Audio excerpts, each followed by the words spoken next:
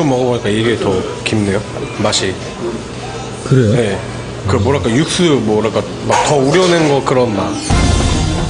손질 방법 차이로 이런 결과가 나올 수 있는 걸까요? 면적 차이겠죠? 인삼이 들어가게 되면은 아무래도 삶 자체가 은은하게 퍼지다 보니까 국물 전체를 지배하는 역할을 하죠. 삶 자체는 겉에 굉장히 피막이 있어요.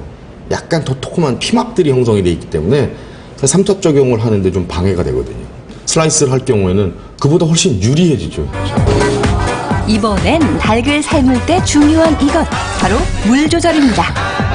이건 얼마큼 넣으시는 거예요? 이 압력밥솥 항상 쓰다 보니까 이 압력밥솥에 맞춰서 닭을 넣고 닭이 잠길 때까지 물을 넣어요. 정확한 물의 양을 알기 위해 200cc 맥주컵으로 수치화했습니다. 14개? 그 결과 13개 12컵 반, 약 2,500cc의 물이 필요한 것으로 나타났습니다.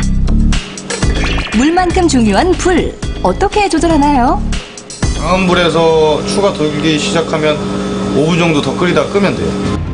추 돌고 난 후 5분이요? 아니 보통 더 오래 끓이지 않나요?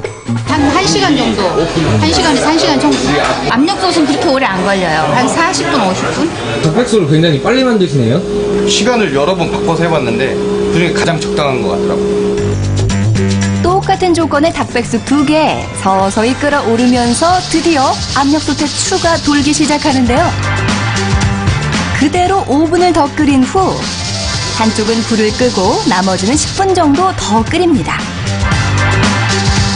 하여 처음부터 김이 빠질 때까지 전체 조리 시간은 사장님 레시피의 경우 약 30분, 비교한 닭은 약 40분입니다. 겉으로 보기엔 똑같이 맛깔스러워 보이는 닭백숙들. 과연 맛에서는 그 차이점이 나타날까?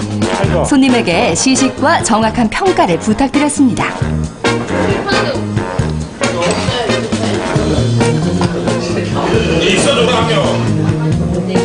틀리네. 이게 더 부드럽네. 이쪽이 더 부드러워요? 같은 달걀인데. 사장님의 닭은 촉촉히 수분을 담아 부드럽게 찢어지는 반면 비교한 닭은 살이 부서지고 탄력을 잃은 모습. 딱 봐도 건조해 왜 보이죠? 이런 차이가 나는 걸까요?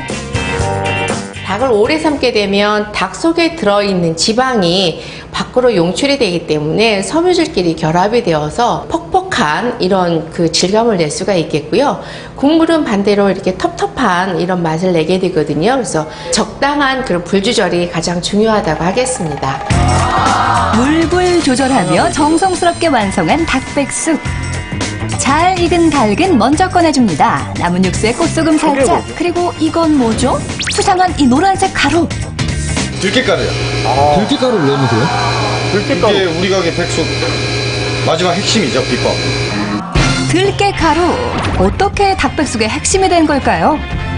들깨가루 속에 들어있는 불포화 지방산이 닭고기에 들어있는 포화 지방산을 만나게 되면 이렇게 중화가 됩니다. 그래서 닭고기는 더 구수하고 고소한 맛을 내게 되지만 국물 속에 들어있는 기름은 적게 됩니다. 마지막으로 후추를 넣고 잘 저어주면 육수 완성.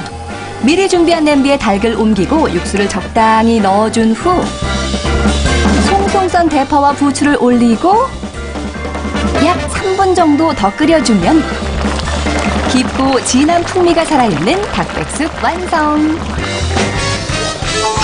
자, 사장님의 레시피 정리 한번 해볼까요? 첫 번째는 기름기 잡기. 목과 꽁무니 주변에 뭉친 기름을 깨끗이 제거합니다. 흐르는 물에 닭을 씻은 다음 물에 담가 핏물을 제거해준 뒤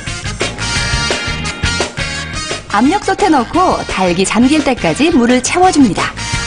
대추 4개와 마늘 20개를 넣고 황기, 당귀, 뽕나무, 오가피를 준비하면 됩니다. 인삼은 잡냄새 제거를 위해 잘라주는 거 잊지 마시고요.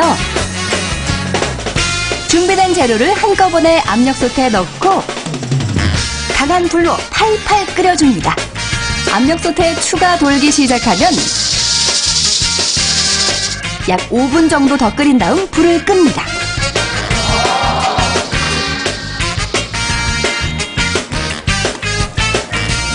잘 익은 닭은 먼저 꺼내고